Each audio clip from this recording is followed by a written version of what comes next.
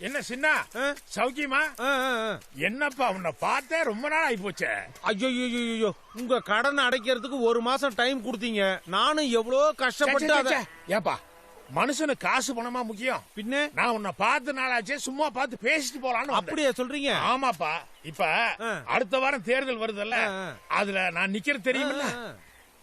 உன் ஜாதிக்காரங்க ஓட்டு ஒரு 300 இருக்கிறதா கேள்விப்பட்டேன். அத எனக்கு நீ போட சொல்லணும். ஓஹோ, ஓடத்துல வண்டி ஏறினது போக இப்ப வண்டியில ஓடம் ஏறுதோ? இல்லப்பா, உங்க ஜாதிக்காரங்க எல்லாம் நீ சொன்னா கட்டுப்படுவாங்கன்னு கேள்விப்பட்டேன். அதனால எப்படியாவது எனக்கே ஓட்டு போட சொல்லணும். பெரிய பாண்டி ஐயா, காசுங்கிறது சாணி மாதிரி. வீட்டுல அத பூசி மொழிகி வச்சோன்னு வைங்க, அது கிருமி நாசினி உபயோகமா இருக்கும். அந்த சாணியே ஒரு இடத்துல குமிச்சு வச்சோன்னு வைங்க, புழு பூச்சி புடிச்சிடாது. நீ எதுக்கு இத சொல்ல வந்த? நீங்க எனக்கு கொடுத்த காசை கிருமி நாசினி மாதிரி நினைச்சுக்கோங்கன்னு சொல்ல வந்தேன். அதாயா, பூனை இழைச்சா எலி தட்டு மாத்தி கூப்பிடுன்னு சொல்லுவாங்க. அப்படி இருக்கு. நீங்க ஏன் அப்படி நினைக்கிறீங்க? காத்துள்ள போதே நான் தூத்திக்கிறேன் அப்படி நினைக்கலாம்ல. சரியா, உங்க ஜாதிக்காரங்க எல்லாத்துக்கிட்டையும் சொல்லி எனக்கே ஓட்டு போட சொல்லு. நான் வட்டிய மொத்தமா தள்ளுபடி பண்ணிக்கிறேன். வட்டியா? அசலு? அசல் எப்படி தள்ளுபடி பண்ணுவாங்க? ஏங்க இது உங்க மான பிரச்சனைங்க. போச்சுன்னா திரும்பி வருமா? நல்லா யோசிச்சு சொல்லுங்க. யாரு? நான் யோசிக்கணுமா? பின்ன நீங்க தான். சரியா, நான் வேணா அசலையும் ஒரு 1/4 பங்கு தள்ளுபடி பண்ணிக்கிறேன். என்னது 1/4 பங்கா? நான் யோசிக்கணும் இப்ப. இதுல நீ யோசிக்க என்ன இருக்கு? இல்ல நான் யோசிச்சுதான் பதில் சொல்லணும். நீங்க போயிட்டு ஒரு 10 நாள் கழிச்சு வாங்க. 10 நாளா? ஆமா. டேய், ஒரு வாரத்துல தேர்தல் வருதுடா, குடிமொழிக்கு போயிரும். அதனாலதான் யோசிச்சு பதில் சொல்லுங்கன்ற. பெருமாள், பெருமாள். வணக்கம் பெருமாள். வணக்கம். நான் நம்ம ஊரு தேர்தல் நிக்கிறேன். கிணத்து சின்னம். விசாலாச்சி, விசாலாச்சி, ஒரு நிமிஷம். எதுக்கு உள்ள போறாரு? எனக்கு ஆரத்தி எடுக்கிறதுக்காக சம்சாரத்தை கொண்டு வந்து. என்னாச்சு? சம்சாரம் இல்ல? விளக்கு எடுக்கத்தான் கூப்பிட்டேன், நானே எடுத்துட்டு வந்தேன். இப்போ நம்ம வேட்பாளர் சாம்பு இருக்காருல்ல, அவர் இது குத்துவிளக்கு சின்னம், குத்துவிளக்கு கொடுத்துட்டாரு. உங்களுது கிணறு சின்னம். கிணத்தை எப்படி வீட்டுக்கு முன்னால வெட்டி தரீங்களா இல்ல பின்னால வெட்டி தரீங்களா? நான் ஆளை ஏற்பாடு செஞ்சுட்டு வெட்ட ஆரம்பிச்சோன்னா சொல்லி அனுப்புறேன். அப்ப நீ வந்து படுத்துக்க. எங்க விட்டுறீங்க? சுடுகாட்டுல தான். அண்ணே வாங்கண்ணே.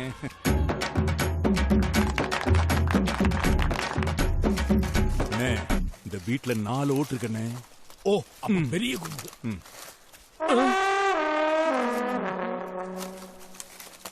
இந்த வீட்டுல 2மே இருக்கு.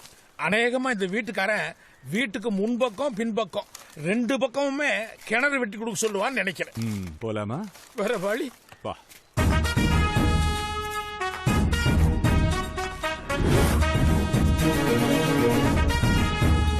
நம்ம சின்ன பண்றாதீங்க, பாத்து போடுங்க. மேல பாரு, சின்னத்தை மாத்தி போட்டத பாத்து பாத்து ஓட்டு போடுங்க. பண்றாதீங்க, போடுங்க. எங்க வீட்டுல 4 ஓட்டு இருக்குது. சத்தியமா 4 ஓட்டு உனக்கு தான். ஏன் பாண்டி, அவங்க தான் சத்தியம் பண்ணி சொல்லிட்டாங்கல்ல, சந்தோஷப்படாம ஏன் முகம் வாட்டமா இருக்கு? இல்ல, குத்துவிளக்கு கொடுத்தவங்களுக்கும் சத்தியம்னு சொல்றீங்க, குடம் கொடுத்தவங்களுக்கும் சத்தியம்னு சொல்றீங்க, இப்ப எனக்கும் சத்தியம்னு சொல்றீங்க. இவ்வளவு பேருக்கும் சத்தியம்னு சொல்லிட்டு நாளைக்கு யாரு கொடுத்த வார்த்தையை காப்பாத்த போறீங்க? நியாயமான கேள்விதான். குடம் வாங்கினா குத்துவிளக்காரங்களுக்கு சங்கடம், குத்துவிளக்கு வாங்கினா குடங்காரங்களுக்கு சங்கடம். எதுக்கு ஊர் பொல்லாப்புன்னு யார் எது கொடுத்தாலும் வாங்கிக்கிறோம். ஆனா உள் மனுஷ என்ன சொல்லுதோ அதுபடிதான் ஓட்டு போடுவோம். அது சரிதான். ஆனா சத்தியம் பண்ணி கொடுத்துட்டு மாத்தி ஓட்டு போட்டோம்னா சாமி குத்தம் ஆயிராது? என்ன பாண்டி குழந்தைத்தனமா பேசுற? தேர்தல் நேரத்துல அதையும் இதையும் லஞ்சமா கொடுத்து ஓட்டு கேக்குறாங்களே, அவங்களெல்லாம் விட்டு வைக்கிற சாமி எங்களை மட்டும் கேள்வி கேட்குமா என்ன? ஓட்டு கேக்குறவனுக்கு ஒரு கணக்கு இருக்குன்னா ஓட்டு போடுற எங்களுக்கு ஒரு கணக்கு இருக்கு. அதுதான் சாமி கணக்கு. இன்னைக்கு வரைக்கும் அதுதான் ஜெயிச்சிட்டு இருக்குது. அரிசியோடையே செய்யாத நீ எல்லாம் அரசியலுக்கு வந்து எப்படி சமாளிக்க போறியோ? சரி சரி, நிக்க வச்சுட்டோம், ஓட்டு போடுறோம், போ போ. அரசியல்ல இவ்வளவு வயசான இவங்களுக்கு இருக்கிற ஒரு தெளிவு நமக்கு இல்லாம போச்சே. நமக்கு இல்ல, உனக்கு. அண்ணே என் கூட கொஞ்சம் வா. இருமா, தேர்தல்ல ஓட்டு கேட்கற நேரத்துல வந்து எங்க கூப்பிடுற? இதையா தயிர் சாதம்? உன்கிட்ட தான் கேக்குறேன், இதுவா தயிர் சாதம்? ஆமாமா, இது சாராயம் தான். அதுக்கு என்ன பண்ணுங்கற? இப்பவே மரியாதையா இந்த இடத்த காலி பண்றீங்க. ஓ, இந்தாமா பொம்பளைன்றனால எங்க ஐயா பொறுமையா இருக்கிறாரு. இல்ல நடக்கிறதே வேற. அதேதான் நானும் சொல்றேன். ஆம்பளைங்க நடு வீதியில அசிங்கப்படுறாதீங்க. ஏய் பேசாம இருமா. நிறுத்துங்கம்மா. அட நிறுத்துங்கம்மா. ஏமா இவ்வளவு நேரம் அங்க எங்க கூட ரகலை பண்ணிட்டு இருந்த, இப்ப இங்க வந்துட்டியா? ஆமா, பெரிய வீராங்கனை மாதிரி பேசுறியே. முதல்ல கியூல நிக்கிறது யாருன்னு பாருங்க. வாங்காம போக கூடாது. பாத்தீல, நாங்க குடுக்கறத வாங்கறதுக்கு ஊரே இப்படி அலமோதிட்டு இருக்கு. நீ எங்களை வந்து குத்தம் சொல்லிட்டு இருக்க? இத பாரியா, நம்ம போயிடலாம். ஆத்துலயும் குளத்துலயும் இருக்கிற மீனுங்க எப்ப என்ன கிடைக்குமோன்னு சதா பசியோட அலமோதிட்டு தான் இருக்கும். ஆனா உங்களை மாதிரி ஆட்கள் தூண்டில இறைய வச்சு வீசும்போது நம்மளை இரையாக்குறதுக்காகத்தான் இது அப்படின்னு சொல்லி தெரிஞ்சா எந்த மீனாவது வாய் வைக்குமா? அரசியல்ல 2 டைப்பான ஆளுங்க தான் இருக்காங்க. ஒன்னு அடியாட்களை வச்சு அரசியல் பண்றவன், ரெண்டாவது அடியாளா இருந்து அப்புறமா அரசியல்வாதி ஆகுறவன். இவரு முதல் ரகம், நான் 2வது ரகம். சட்டப்படி போறதா போலீஸுக்கு போங்க, இல்ல சண்டை தான்னா இடமும் நேரமும் சொல்ல நான் ரெடி. நானும் ரெடி. யோ, நம்ம ஆளுல வர சொல்லுங்க. அண்ணே நம்ம ஆளுங்க வந்துட்டாங்கண்ணே. சபாஷ்.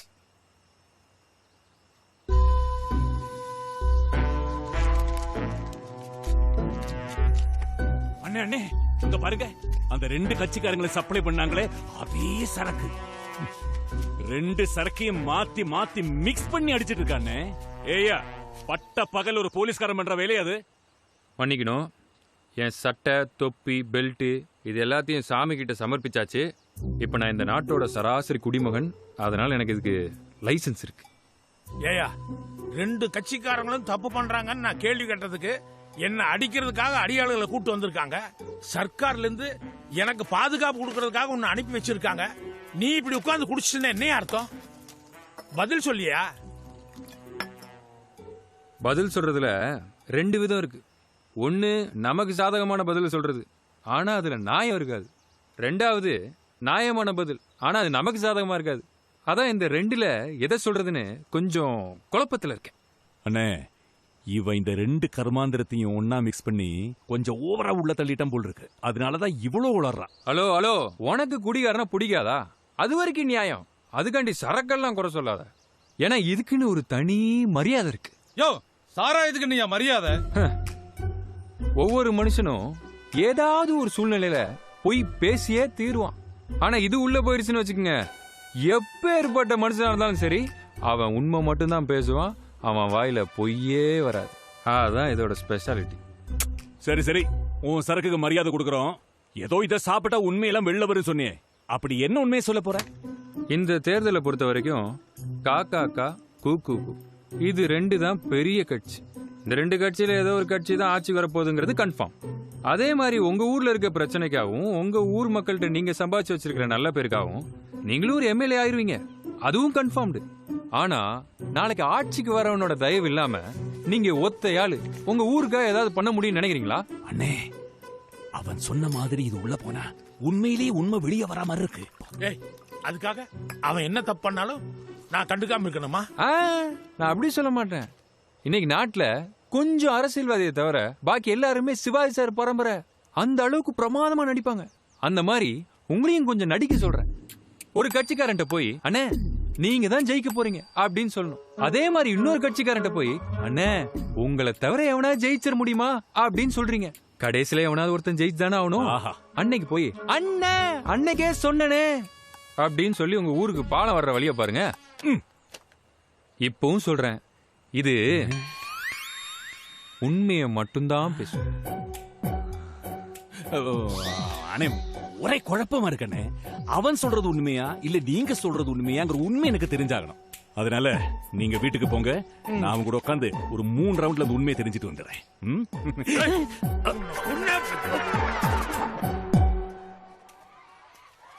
டேய், என்னடா ஸ்கூல் விடுற நேரமே ஆகல, அதுக்குள்ள நீ பாட்டுல வெளியே வந்துட்ட? இன்னைக்கு டீச்சர் லீவு. டீச்சர் லீவுனா எல்லா பசங்களும் வெளியே வந்திருக்கணும்ல, நீ மட்டும் தனியா வந்திருக்க?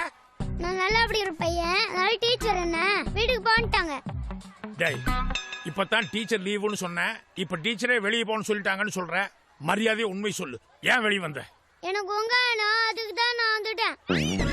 இத பாருடா, அம்மா வீட்ல இல்ல, அக்கறையில மார்க்கெட்டுக்கு போயிருக்காங்க, ராத்திரிக்கு தான் வருவாங்க. நான் வேணா உனக்கு அந்த டீ கடையில நல்ல பால் டீ வாங்கி தரேன். எனக்கு பால் டீ பிடிக்காது.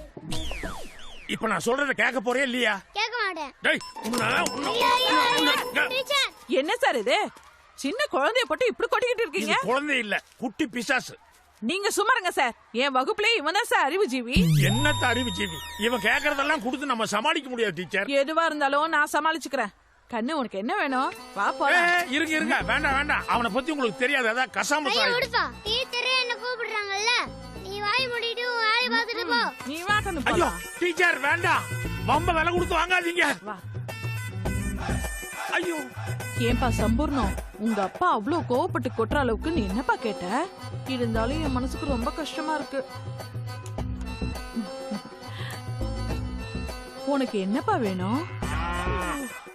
டீச்சரால முடிஞ்சத நான் வாங்கி தரேன். ஐயோ போச்சு, தீராத பழி வந்துருச்சு.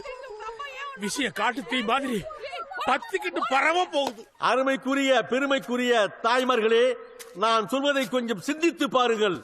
உங்கள் ஊரை சேர்ந்த சுயேட்சை வேட்பாளர் பெரியபாண்டியின் 5 வயது பையன். தாய்மார்களே, 5 வயது பையன். அவன் பாடம் சொல்லிக் கொடுக்க வந்த டீச்சரிடம் என்ன கேட்டிருக்கிறான் என்று தெரியுமா? சொல்லவே வெட்கமாக இருக்கிறது. கொஞ்சம் சொல்லியா? உங்க கேட்டான். யோ, உங்க நுங்கு நினைச்சிட்டு போறாங்க. நீ கொஞ்சம் விளக்கமா சொல்லியா? அம்மா உங்க தாய்ப்பால். ஏய் ஏய், என்னடே உன் வாய்க்கு வந்த வழியில பேசிட்டு இருக்கா? நான் போய் கண்டறேன். இல்ல இல்ல, தமிழ் பால் சொல்லிக் கொடுக்க வந்த டீச்சரிடம் அவன் தாய்ப்பால் கேட்டிருக்கிறான். இல்ல, இதெல்லாம் இப்படி இல்ல இல்ல, விடக்கூடாது. டீச்சர் விஷயத்துல தப்பு நடந்தது வாஸ்தவம் தான். என்ன நடந்தது? இல்ல, என் பையன் இன்னும் பால் குடி மறக்கல. ஆனா அந்த டீச்சருக்கு இந்த விவரம் தெரியாது. நான் வேண்டாம் வேண்டாம்னு சொல்ல நான் பாத்துக்கிறேன்னு சொல்லி கூட்டு போய் அது கசமஸ் ஆயிடுச்சு. இல்ல, இந்த பசங்க எல்லாம் ஒரு 2.5 வயசுலயே பால் குடி மறந்துடுவாங்களே. உன் பையனுக்கு ஒரு 5 வயசுக்கு மேல இருக்காது? கரெக்ட் தான். என் சம்சாரமும் ஏதோ பூசி பாத்துட்டாங்க. நான் பக்கத்துல போனா எனக்கு ஒரே கொமட்டலா இருக்கு. ஆனா அந்த ராஸ்கோல் விடுவானு சொல்லி இன்னும் மறக்க மாட்டேங்கிறேன். அது இல்ல, 5 வருஷமா உன் பையன் பால் குடி மறக்கல, ஏதோ பழக்கமாயி இருக்கும். ஆனா 5 வருஷமா அது எப்படி? அது இருக்காது. எது எப்படி? வேணா அதை விட்டுரு, நமக்குள்ள இருக்காதுல்ல. வேண்டாம் போ. பங்காளி, நம்ம மீட்டிங் ஏற்பாடு பண்ணா அவர் ரெக்கார்ட் டான்ஸ்க்கு ஏற்பாடு பண்ணிக்க. நமக்கு இங்க கூட்டம் வரும் இல்ல? பேசாம வேடிக்கை பார்த்துட்டு ஈயோட்டது மட்டும்தான் நம்ம வேலையா இருக்கும்னு நினைக்கிறேன். மனசு விட்டுறாதீங்க அண்ணே. இந்த கஷ்டகாலம் வந்து கதவு சாத்திக்கும் போது கடவுள் ஒரு பக்கம் ஜன்னலாவது திறந்து விடுவா சொல்லுவாங்களே, அந்த மாதிரி இந்த அரைகுறையா Dress போடுறவங்க மெட்ராஸ்ல இங்க வந்து டான்ஸ் ஆட போறாங்களா. எனக்கு என்னவோ இன்னைக்கு உனக்கு கடவுள் வந்து சொர்க்க வாசலையே திறந்து விட போறான்னு தோணுது. நிஜமாவா? நம்புங்க அண்ணே. அதோ